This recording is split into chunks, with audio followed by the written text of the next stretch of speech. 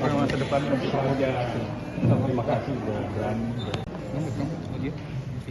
Kepada Yang Mulia Hakim Ketua, Hakim Anggota, Jaksa Penuntut Umum, dan seluruh hadirin sidang.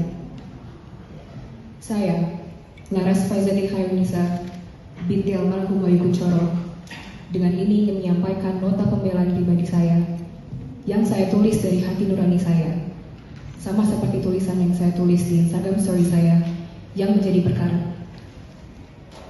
Saya menulis nota pembelaan ini dari balik jeruji besi, di atas matras keras dan dingin, di dalam ruangan sempit berisikan 15 orang, di mana kami harus sikut bertemu sikut, jauh dari kata nyaman. Pertama-tama, saya ingin mengucapkan puji syukur kepada Allah yang telah memberi saya kekuatan dan kesehatan. Saya juga ingin mengucapkan permintaan maaf sebesar-besarnya dan terima kasih sebanyak-banyaknya untuk bunda saya, keluarga besar, juga teman-teman saya yang tanpa letih menemani saya dan harus memikul beban yang sangat berat untuk menghadapi semua ini dan membantu saya meraih keadilan dan kebebasan. Siapa yang sangka di umur 26 menuju 27 tahun ini saya harus mendekam di penjara, meninggalkan rumah, kehilangan pekerjaan saya hanya karena saya menyampaikan suara hati, aspirasi, kritik, kekecewaan, bela sungkawa, dan menggunakan hak bersuara saya sebagai warga negara untuk beropini, berekspresi atas suatu peristiwa yang sangat memilukan dan menyentuh sisi kemanusiaan saya dan atas suatu ketidakadilan. Saya hanya seorang rakyat biasa, seorang perempuan muda, manusia, dan masyarakat yang merasa kecewa atas kelalaian suatu instansi yang seharusnya memiliki fungsi melayani, melindungi, dan mengayomi masyarakat, namun malah melakukan hal sebaliknya. Saya hanya seorang anak perempuan, anak pertama dari 2 bersaudara. Bunda saya telah berusia 57 tahun, dan ayah saya sudah meninggal dunia di bulan November 2022 karena kanker limfoma. Setelah meninggalnya ayah saya, dan dengan kondisi usia bunda saya yang sudah tidak produktif, saya menjadi tulang punggung keluarga, bekerja mencari nafkah untuk memenuhi kebutuhan rumah tangga keluarga dan kebutuhan bunda saya. Orang tua saya membekali saya dengan pendidikan yang sangat baik, dan saya berhasil menyelesaikan pendidikan sampai S2 dengan jurusan International Communications Management.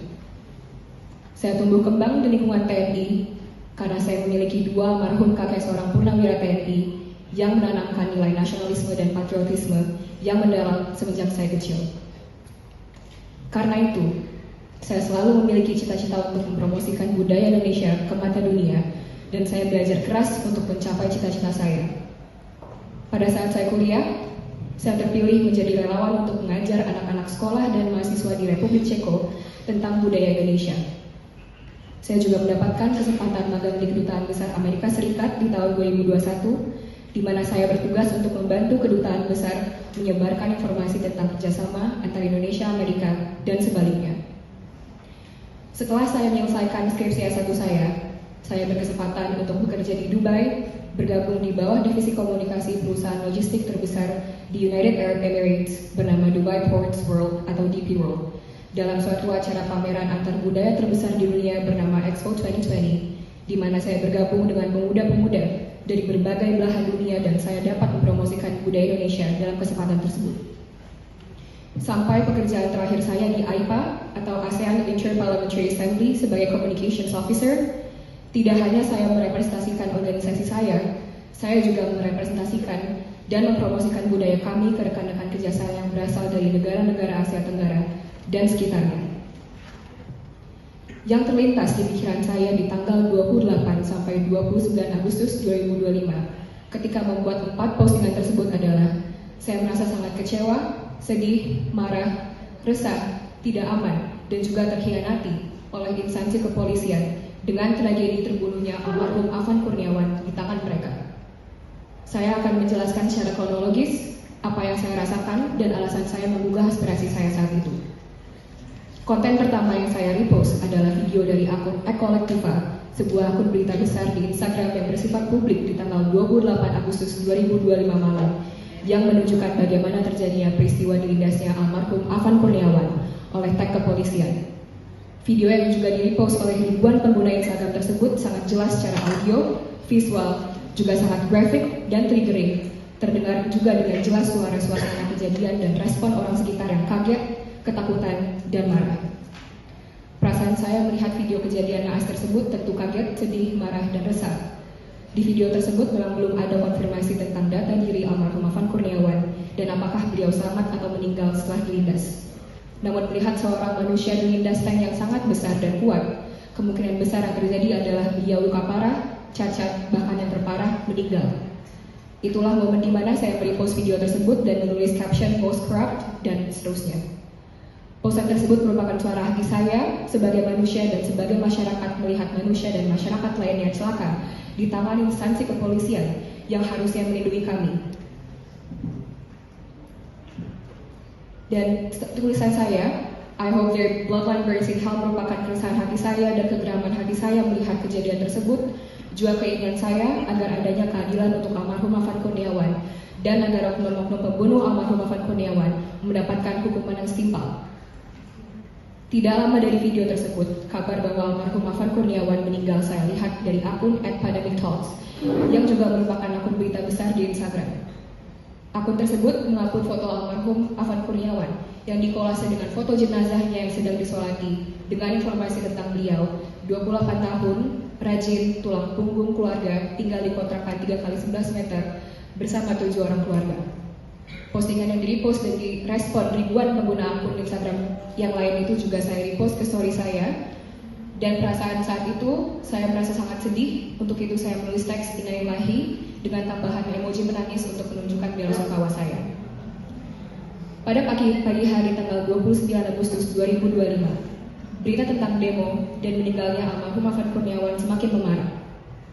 Ditambah lagi tidak ada klarifikasi atau permintaan maaf ataupun pernyataan bela sungkawa dari instansi kepolisian, bahkan tidak ada penjelasan secara detail tentang apa yang terjadi.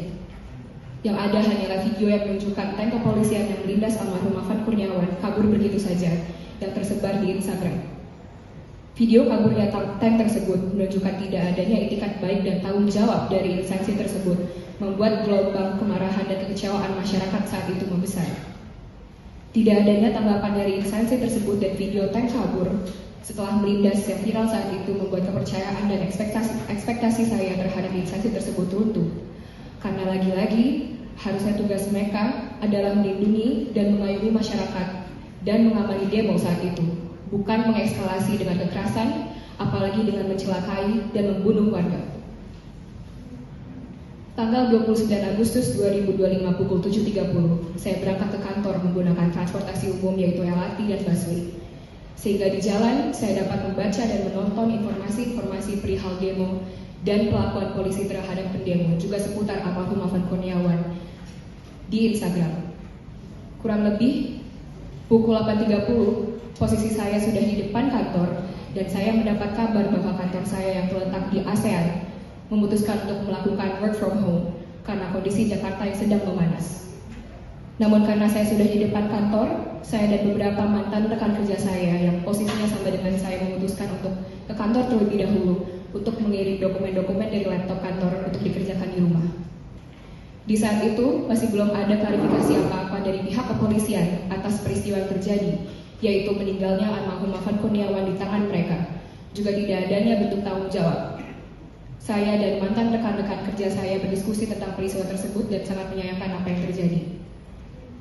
Walaupun kejadian tersebut sangat kelam dan kelabu, matahari bersinar cerah pagi itu. Meja kantor saya terletak di pinggir jendela, berhadapan langsung dengan pemandangan luar, yaitu gedung Mabes dan juga gedung ASEAN baru dan cerahnya sinar matahari.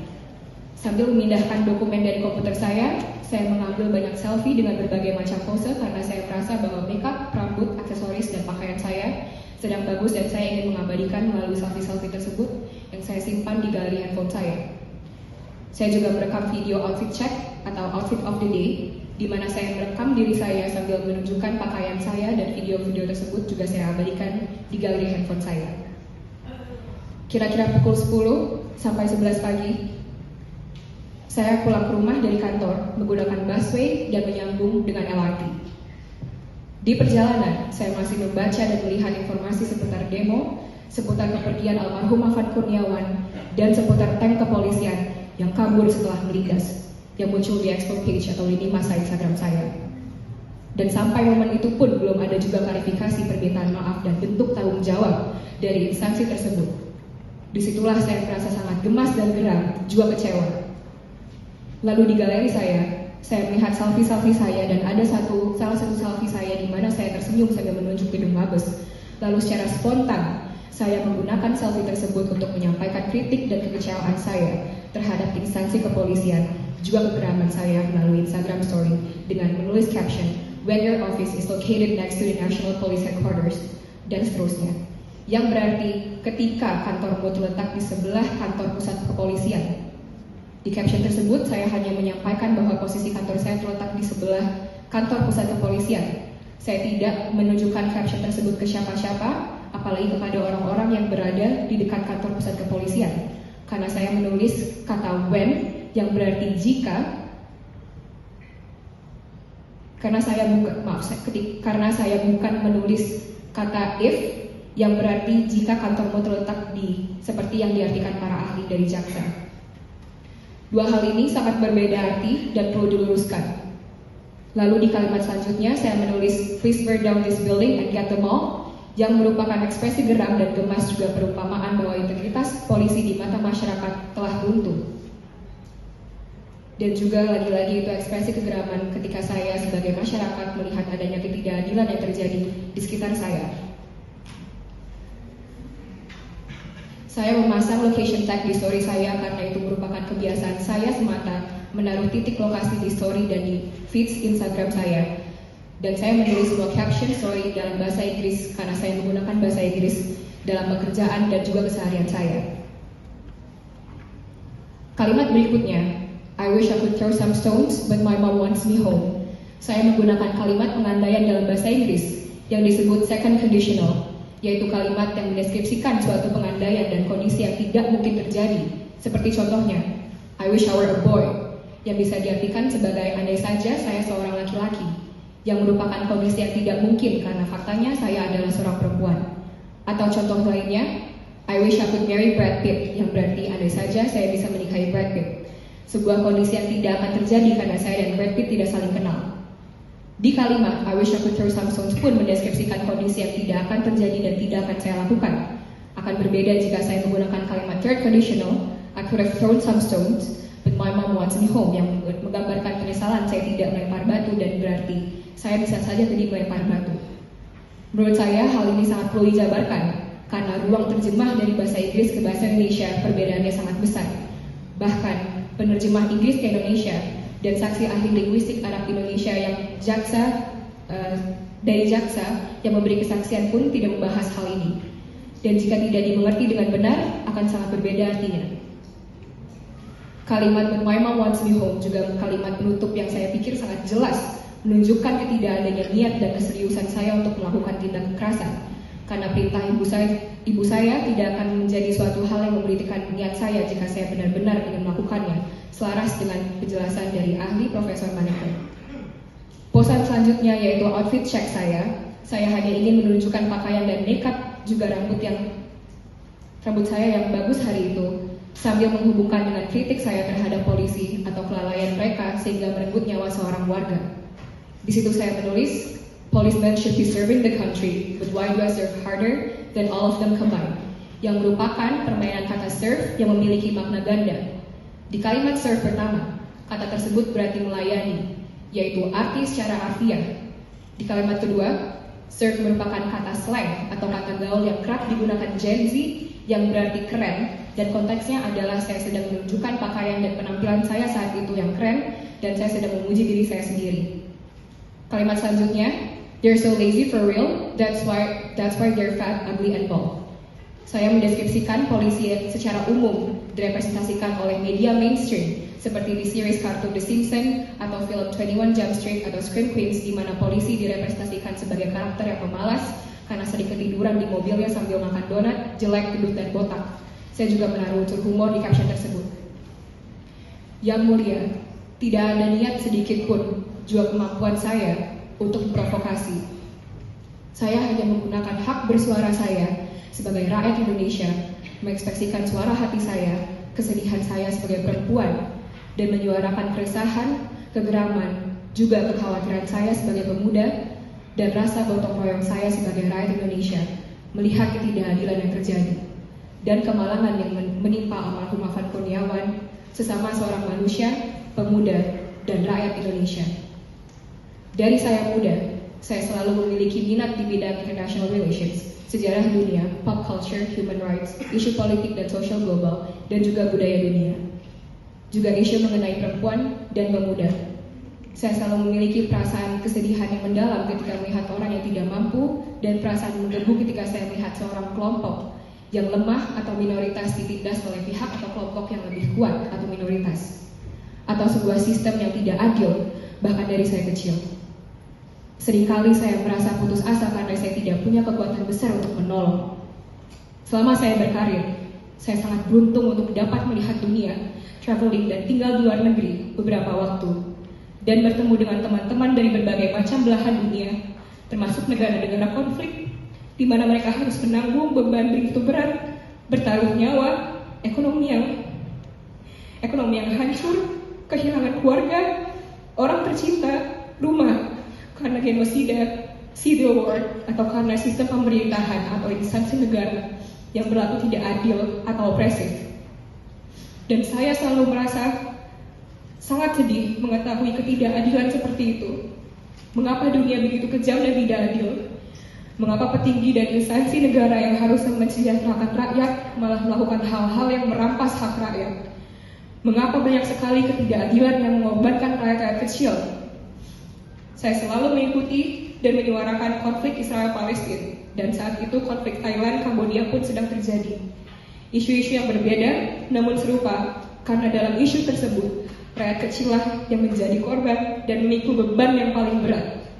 Apalagi dengan adanya tragedi meninggalnya almarhum Afan Kurniawan di tangan kepolisian yang terjadi di sekitar kita, di negara kita sendiri yang kita cintai dan banggakan. Tentu hati nurani kita akan tersentuh untuk bersuara. Sebagai seorang manusia dengan hati nurani dan rakyat Indonesia yang menjunjung tinggi nilai gotong royong, melihat perlakuan polisi terhadap rakyat yang sedang beraspirasi saat Agustus 2025 kemarin membuat saya kecewa, sedih, dan berat. Dan saya yakin setiap orang dengan hati nurani dan setiap warga negara yang menjunjung tinggi nilai gotong royong akan merasakan hal yang sama dan tergerak untuk menyuarakan tuntutan keadilan. Jika ekspresi, suara, perasaan, opini, kritik, kekecewaan, kesedihan, dan tuntutan kami dianggap kriminal, maka apa arti saya sebagai seorang manusia, sebagai seorang rakyat? Apa arti pelindungan kebebasan berekspresi? Apa arti negara demokrasi ini yang harusnya melindungi hak bersuara setiap warganya? Dan apa arti suara saya sebagai perempuan yang khawatir akan masa depan bangsa dan negaranya? Saya bukan siapa-siapa. Saya bukan seorang dengan pengaruh besar. Saya bukan influencer atau selebgram. Saya memposting kritikan saya di fitur Instagram Story yang hilang dalam waktu 24 jam. Saya tidak turun ke jalan untuk beraspirasi. Saya tidak tergabung dalam organisasi politik. Saya tidak membunuh, melindas. Saya tidak korupsi. Saya tidak narkoba. Saya tidak melakukan tindak kekerasan. Apalagi suatu kelalaian yang merenggut nyawa suatu manusia dan kabur begitu saja. Saya bukan kriminal. Saya hanya menggunakan hak berekspresi saya untuk menyampaikan kritik saya akan ketidakadilan. Dan kritik bukan kriminal. Namun saya harus mendekam di penjara berbulan-bulan dan diberi rencana tuntutan oleh jaksa 1 tahun masa tahanan. Sementara oknum-oknum yang merenggut nyawa almarhum Afan Kurniawan selamanya hanya menerima hukuman yang jauh lebih ringan dan mereka sudah bebas di luar sana. Banyak sekali orang, termasuk tahanan perempuan yang saya temukan di penjara. Namun saya harus mendekam di penjara berbulan-bulan dan diberi rencana tuntutan oleh jaksa 1 tahun masa tahanan. Sementara oknum-oknum yang merenggut nyawa almarhum Afan Kurniawan selamanya hanya menerima hukuman yang jauh lebih ringan dan mereka sudah bebas di luar sana. Banyak sekali orang, termasuk tahanan perempuan yang saya temukan di penjara, yang tahu tentang kasus saya, selalu merespon dengan kalimat, "Aduh, udah lain kali nggak usah tulis-tulis opini atau kritik di sosial media, Mbak cewek bahaya." Atau, "Aku harus bilang anak aku nih nggak usah tulis-tulis kritik ke pemerintah atau instansi di sosmed, serem zaman sekarang." Begitu sedih dan memilukan respons yang saya dengar dari perempuan-perempuan dan ibu-ibu terhadap kasus saya. Karena ketika suara perempuan malah dikriminalisasi dan disambut dengan pidana, hal tersebut akan memunculkan ketakutan yang luas kepada perempuan lainnya. Perempuan lain akan takut bersuara, berekspresi, dan menyampaikan kritik juga opini terhadap pemerintahan, negara, atau instansi publik karena takut akan mengalami nasib yang sama, yaitu berakhir di balik jeruji, hanya karena kami menyuarakan opini di negara demokrasi ini. Sampai-sampai mereka yang tahu apa yang saya alami memilih untuk bungkam dan menyuruh anak-anak mereka, generasi muda bangsa, untuk bungkam dan tidak beropini. Inikah yang negara kita mau? Rakyatnya yang pasrah dan tidak berpikir kritis, perempuan yang diam, dan juga pemuda yang bungkam, dan masyarakat takut yang beropini? Selama beberapa hari saya ditangkap dan ditahan di Mabes. Mereka melakukan press conference, memframing saya dan story saya sebagai alasan masyarakat melakukan aksi di depan Mabes Polri. Sebuah tuduhan yang konyol, asal, dan tidak masuk akal karena tanpa bukti. Story Instagram saya disebut provokatif dan menghasut massa untuk melakukan aksi. Nyatanya, story Instagram saya adalah kritik dan opini pribadi saya, dan menurut kesaksian yang kita telah dengar dari Ketua HMI dan PMKRI, aksi solidaritas yang mereka lakukan saat itu memang inisiatif dari hati nurani untuk menuntut keadilan atas meninggalnya almarhum Novan Kurniawan di tangan kepolisian, bukan karena story saya dan tidak ada sangkut pautnya dengan saya. Framing tersebut menunjukkan seakan-akan instansi kepolisian sangat takut dengan suara perempuan, seakan-akan instansi tersebut sangat anti kritik. Bukankah setiap instansi publik harusnya terbuka terhadap kritik? Saat di press conference, saya harus berdiri di depan puluhan orang, media, dan kamera yang menyorot saya dengan baju tahanan oranye, borgol, juga nama saya dan mugshot saya yang terpampang begitu besar dan jelas di layar, dengan narasi yang begitu buruk, berlebihan, dan kotor. Foto saya dengan baju tahanan tersebar luas di media. Narasi saya di berita sangat buruk dan jauh dari kenyataan. Pada saat proses penyidikan pun, saya diberlakukan oleh polisi-polisi penyidik dan penjaga, seolah-olah saya telah bersalah. Saya dibentak-bentak, ketika saya sakit, saya dikasih obat yang sudah basi, dan akses untuk mendapatkan pertolongan kesehatan dan obat begitu sulit. Dan ketika saya menangis mendengar kabar bunda saya waktu itu sakit, polisi-polisi penyidik malah menyalahkan saya dan meledek saya tanpa empati dengan kalimat, "Lah, lagian salah siapa? Salah siapa lo di sini? Salah siapa lagian lo di sini? Sakit kan tuh nyokap lo, rasain." Inikah cerminan polisi yang harusnya mengayomi masyarakat? Dan inikah bentuk pertanggungjawaban instansi tersebut atas kelalaian mereka? Mengorbankan saya, seorang masyarakat perempuan muda yang bersuara, sebagai kambing hitam, sampai saya harus diadili sampai hari ini. Lagi-lagi, rakyat kecillah yang menjadi korban untuk mereka mencuci tangan. Setelah saya telah kehilangan waktu berharga saya dengan bunda saya, keluarga, teman-teman, juga orang-orang pecinta saya. Saya telah kehilangan pekerjaan yang merupakan sumber mata pencaharian saya dan menyokong kebutuhan keluarga saya, dan juga memberikan saya kesempatan untuk berkarya. Saya diteror oleh akun-akun kepolisian dan buzzer. Salah satunya adalah akun yang bernama @neng_irma yang saya asumsikan adalah seorang polisi wanita karena bio Instagramnya tertulis #sepolwan30 dengan kalimat-kalimat mengancam, yaitu, "Bitch, gue punya kuasa untuk blok SKCK lo bakal dipecat, pack your bag, lo bakal berhenti kantor di sebelah hari Senin. Jordan, bitch, see you in hell." WhatsApp saya diteror oleh orang-orang yang tidak diketahui. Identitas saya disebar oleh pihak-pihak yang tidak bertanggung jawab. Alamat, nomor telepon, nomor WhatsApp, nomor KTP, nomor paspor, nama bunda, dan bahkan nama almarhum ayah saya juga disebarluaskan oleh pihak-pihak jahat. Saya dan keluarga saya harus menanggung semua beban ini.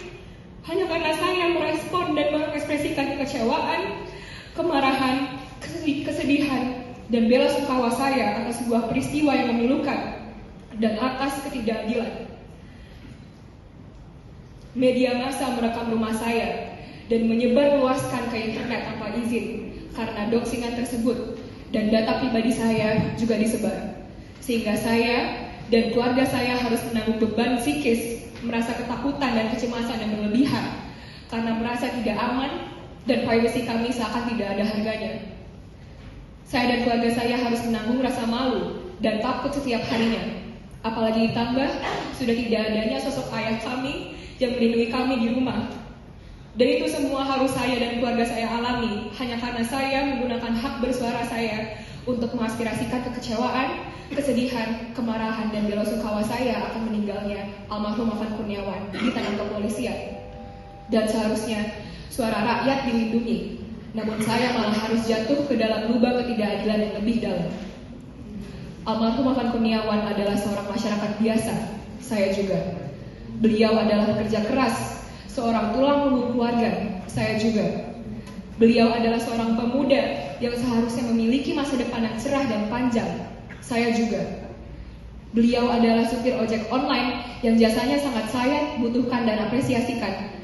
Dan saya tahu betul rasa sedih dan sakit hati yang mendalam ketika kehilangan anggota keluarga, karena saya telah kehilangan ayah saya dan keluarga saya. Dan keluarga almarhum Afan Kurniawan juga harus mengikuti pilu yang sama karena kepergiannya. Jika negara demokrasi ini dan hukum di negara ini mengharuskan saya untuk diam, menginginkan saya untuk tidak menggunakan hati nurani saya, dan membungkam suara yang saya keluarkan untuk merespon akan suatu ketidakadilan yang terjadi di depan mata saya, maka keadilan dan demokrasi di negara ini benar-benar telah pudar dan tidak merefleksikan Indonesia yang saya kenal.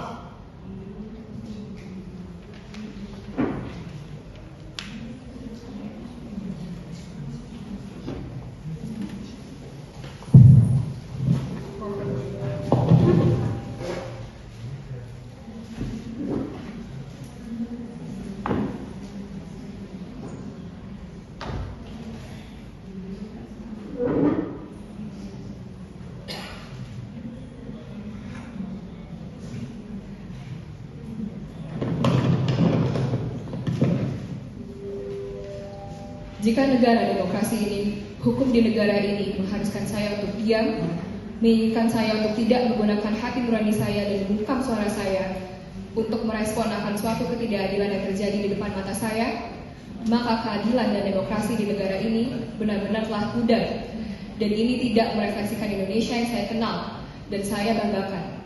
Dan ini bukan merupakan negara demokrasi yang kami ketahui, yang seharusnya melindungi hak berekspresi setiap warganya.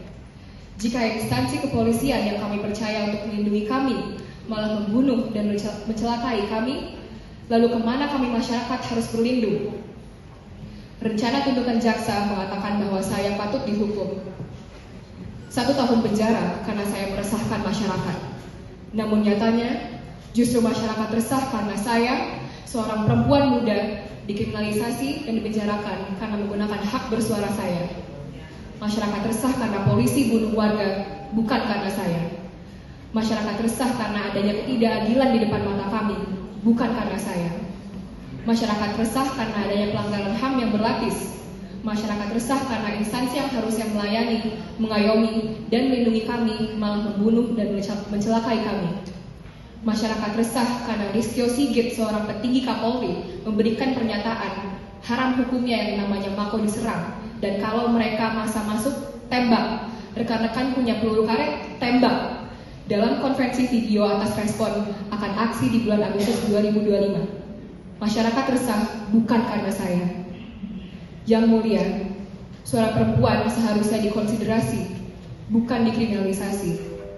Saya harap yang mulia dapat memutuskan rantai pembungkaman suara perempuan, dan yang mulia dapat membuka ruang yang lebih luas untuk menampung suara perempuan, karena kami perempuan adalah sumber pengetahuan dan sekolah pertama untuk anak-anak kami dan untuk generasi penerus bangsa. Yang mulia, yang maha bijaksana, wakil dari Tuhan, saya mohon bebaskan saya dan tegakkan kembali palu keadilan untuk masyarakat kecil, pemuda bangsa, dan perempuan yang bersuara. Yang mulia, saya mohon bebaskan saya dan kembalikan saya ke bunda saya yang telah tanpa lelah berjuang menemani saya meraih kebebasan dan keadilan. Yang mulia, saya mohon bebaskan saya dan tunjukkan bahwa negara kita adalah ruang yang aman untuk perempuan bersuara, berekspresi, dan berdaulat. Yang mulia, saya mohon bebaskan saya dan tegakkan kembali demokrasi untuk kami, untuk saya, untuk rakyat kecil, dan untuk generasi penerus bangsa yang mendatang. Terima kasih. Wassalamualaikum warahmatullahi wabarakatuh.